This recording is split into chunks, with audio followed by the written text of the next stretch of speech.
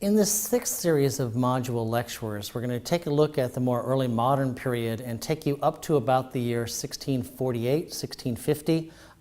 It's a time period we use in history at the end of a major series of wars, and we use that as a stopping point before we go into the next part of the Western Civ course. But in this section, we'll be talking some more about the influence of those emerging Atlantic states that we talked about. In this case, we're going to take a more specific look at Portugal as it expands overseas, the legends and the ideas of Marco Polo, and the work of Prince Henry, who's going to open the door for a large-scale Atlantic development and exploration. We'll then talk about the specific case of Christopher Columbus and what he's going to do in terms of this very dramatic idea that essentially is to sail directly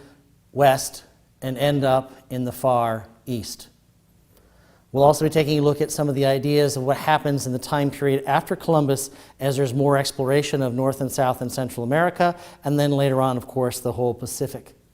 We'll then move on to a more specific understanding of how the Spanish, in the case of Hernan Cortez in Mexico and the Pizarro brothers in what you know as modern-day Peru, how they're each going to be taking a series of Spanish adventurers, conquistadors, conquerors, and go back into these two major societies in South America and alter the trajectory of settlement and political control of large areas of the New World.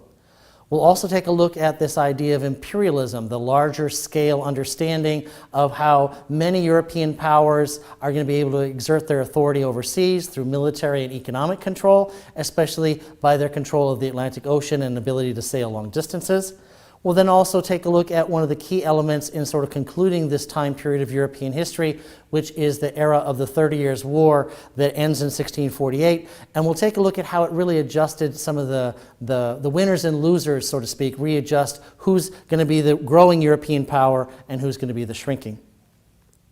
And then we'll close with a couple of direct commentaries on the very exclusive interests of what happens in England up until 1648, because that's going to start to have a great impact on early American history for those of you interested. We're also going to take a look at what's going to be known as the rise of absolutism, this recreation of an all-powerful monarch, and how it's done in two places, in Russia and in France, as examples of time frames when we're going to have very powerful people accumulate all power. And we'll close with some conversations about some of the basic scientific developments of the time period, especially the ideas of people like Copernicus, Brahe, Kepler, and Galileo, who in many ways will structure the new scientific thinking as we go into the more modern era.